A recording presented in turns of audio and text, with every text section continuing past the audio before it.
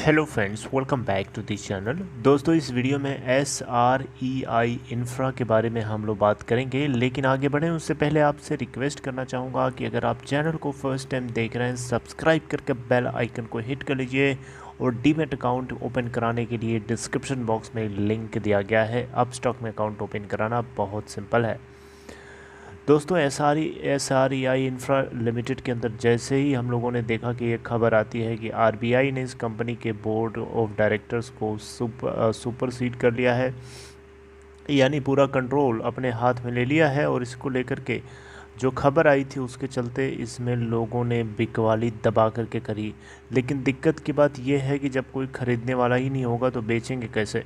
बेचने वाले बहुत लगे हैं, क्योंकि जिनके जिनके ऊपर के लेवल पे बाइंग है वो सभी के सभी लोग जो हैं बेच बाज के निकलना चाहते हैं। जो भी उनको लॉस बुक हो रहा है ले करके भागना चाहते हैं इस कंपनी से, क्योंकि उनको डर है कि ये DHFL की तरह सिचुएशन यहाँ पे भी हो सकती है। और इसी के चलते आप देख सकते हैं इसमें बहुत कम वॉल्यूम हमें जनरेट होता हुआ दिखाई दिया लास्ट ट्रेडिंग सेशन में। 4,49,841 मार्केट कैप है, 392 करोड़ रुपए, और इसका 52 वीक लो है 5.00 का, हाई है 18.35 का।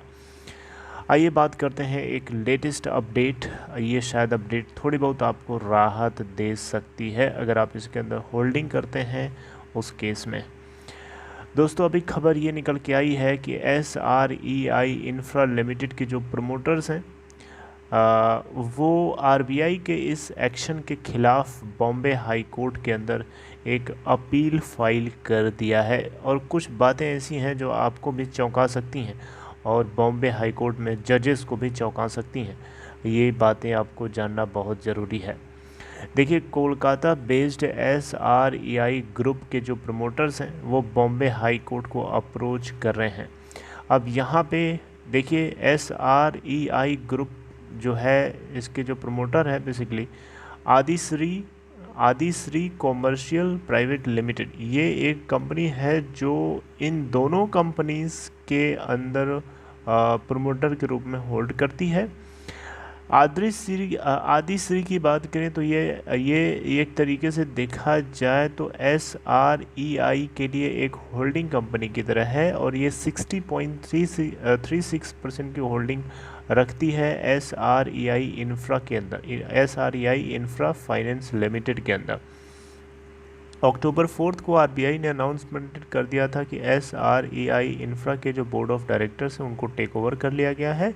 और एक और कंपनी है SREI इक्विपमेंट फाइनेंस लिमिटेड, इन दोनों के बोर्ड ऑफ डायरेक्टर्स को टेक ओवर कर लिया है due to defaults in payment. लेकिन दोस्तों, यहाँ और अपॉइंट कर दिया chief general manager bank of Baroda के जो थे, जिनका नाम है रजनीश शर्मा, इनको यहाँ पे अपॉइंट कर दिया है एडमिनिस्ट्रेटर के तौर पे। लेकिन दोस्तों, यहाँ पे सबसे ज़्यादा चौंकाने वाली बात तो तब आती है कि जब SREI ग्रुप का जो मैनेजमेंट है, जब उन्होंने ऑफिशियल स्टेटमेंट जारी किया आरबीआई के इस लिए हुए एक्शन को लेकर के, तो उन्होंने कहा कि वो काफ़ी ज़्यादा शॉक्ड हैं और काफ़ी ज़्यादा वरीड हैं और काफ़ी ज़्यादा शॉक्ड हैं आरबीआई के इस लिए गए एक्शन की वजह से, क्योंकि इनको अभी तक किसी भी तरीके की कोई कोई भी कम्युनिकेशन जो है बैंकों की तरफ से रिसीव नहीं हुई थी किसी भी तरीके से। और जो बैंक्स हैं, जो क्रेडिटर्स हैं, उनको ऑलरेडी वो नवंबर 2020 से ऑलरेडी कंपनी के एस्क्रो अकाउंट को कंट्रोल करके रखा हुआ है। यानी कंपनी के कैश फ्लो को ऑलरेडी ये बैंक्स नवंबर 2020 से मैनेज कर रहे हैं। और उसके बावजूद भी इनको किसी भी तरीके की डिफ़ॉल्ट को लेकर के कोई भी नोटिस नहीं जारी करी गई, और ये अचानक आरबीआई ने इस तरीके का एक्शन ले लिया। तो अब यहाँ से चौंकाने वाली बात नहीं है। आप देखिए ना, आरबीआई ने ये एक्शन लिया, एक्शन लेने से पहले उसको नोटिफिकेशन भेजना चाहिए, टाइम देना चाहिए, और शो कॉज नोटिस जो है जारी करनी चाहिए, तब ये स्टेप लेना चाहिए। तो अगर ऐसे डायरेक्टली किया है तो ये तो फिर गलत है।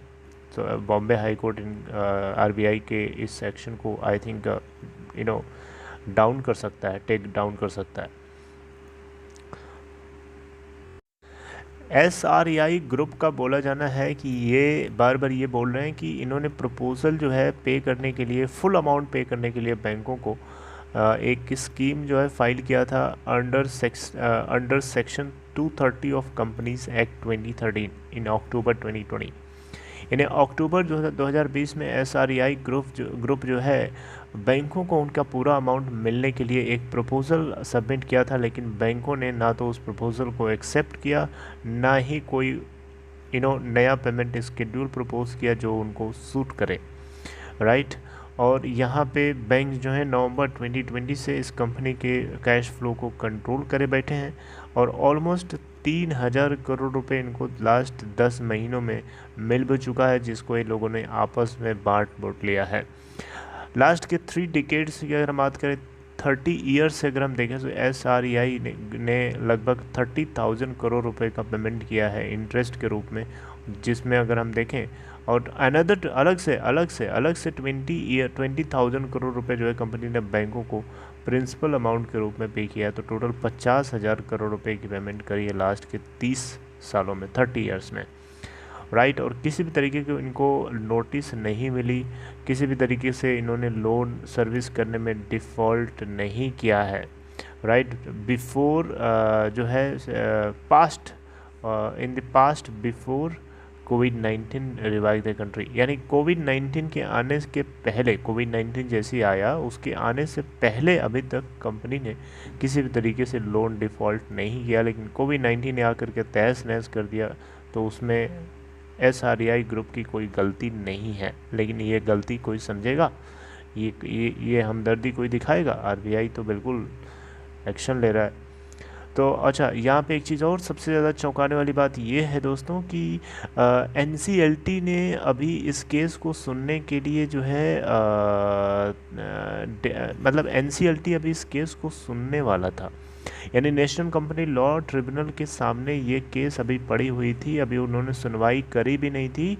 और इवन NCLT ने एक नो कर्सिव मेजर जो है ऑर्डर दिया था, उसके बावजूद भी RBI ने स्टेप ले लिया।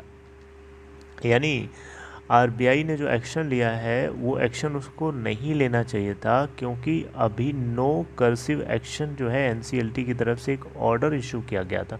नो कर्सिव एक्शन का मतलब कि आप कोई भी किसी भी तरीके का फोर्सफुल एक्शन नहीं ले सकते जब तक कि NCLT उसको केस को सुन ना ले, राइट। लेकिन यहाँ पे जो RBI है ये सुनता किसी की नहीं है, अब देख सकते हैं। तो ये भी 2 जगहों से जो है RBI की तरफ से जो स्टेप लिया गया है, एक कंडेम किया जा सकता है, और इसी के चलते मुझे लगता है कि बॉम्बे हाई कोर्ट इनको टेक डाउन कर सकता है। आपको क्या लगता है? आप कमेंट बॉक्स में अपने आइडिया को शेयर कर सकते हैं। और अपना ख्याल रखिए, टेक केयर, पैनिक मत करिए बेचने के चक्कर में, अब जो होना था हो ही रहा है। Take care friends.